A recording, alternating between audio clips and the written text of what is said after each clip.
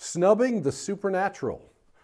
That's the title of today's daily dose. Okay, check this out.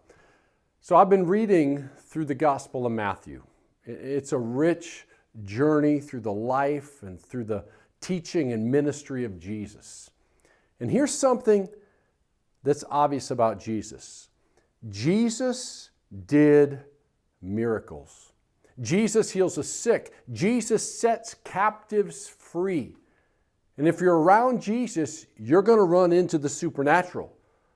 Like it says in Matthew chapter 4, verse 23, that Jesus went throughout Galilee, teaching in their synagogues, proclaiming the good news of the kingdom, and doing what? And healing every disease and sickness among the people.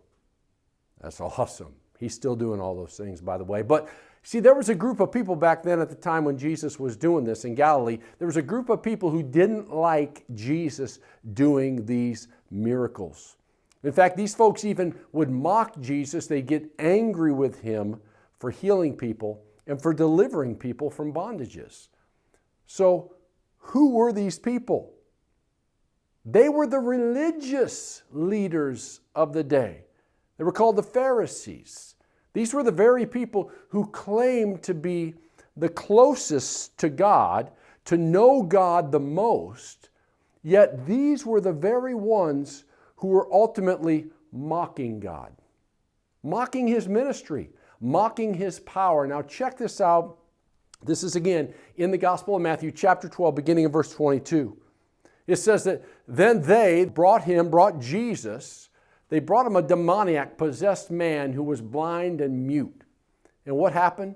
Jesus healed him so that he could both talk and see. All the people were astonished. And they said, this could be the son of David. So check this out. So the people were excited, right? The people were excited. It was awesome. This was an amazing thing that had just happened. Verse 24 then says, but when the Pharisees, those religious people, when they heard this, they said, it is only by Beelzebub, the prince of demons, that this fellow drives out demons. So here we go. These supposed smart Bible scholars, these people who were supposedly close to God, they were attributing the work of God to demons. I'm going to tell you right now, not a good idea to do that. Very ill-advised. In fact, Jesus explains the severity of mocking the move of God. And here it is in verse 30. Jesus said, whoever is not with me is against me, and whoever does not gather with me scatters. And so I tell you, every kind of sin and slander can be forgiven, but blasphemy against the Spirit, that's a capital S, the Holy Spirit, will not be forgiven. Anyone who speaks a word against the Son of Man will be forgiven, but anyone who speaks against the Holy Spirit will not be forgiven, either in this age or in the age to come. Wow. That's some strong language right there.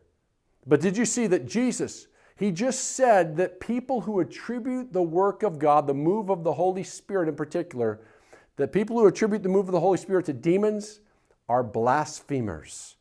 And this particular form of blasphemy won't even be forgiven by God. I mean, it's a big deal. It's no joke.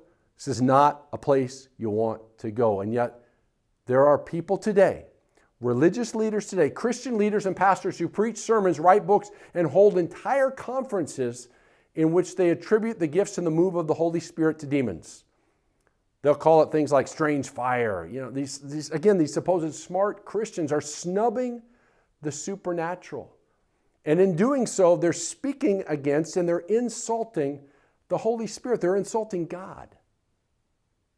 Here's another example of the error and the arrogance of snubbing the supernatural aspect of who God is and how he ministers today. It's found again in the Gospel of Matthew, chapter 21, verse 14. It says that the blind and lame came to him. They came to Jesus. They came to him at the temple, and what did Jesus do? He healed them. But when the chief priests and the teachers of the law saw the wonderful things that Jesus did, and the children shouting in the temple courts, "Hosanna to the Son of David," these religious people were indignant. Again, here we are. Imagine being indignant. Imagine being offended at God for healing and helping people. You have to have a hard, calloused, pride-filled heart to get to this point. But this is where religion, where spiritual arrogance is going to get you. It's where it's going to take you.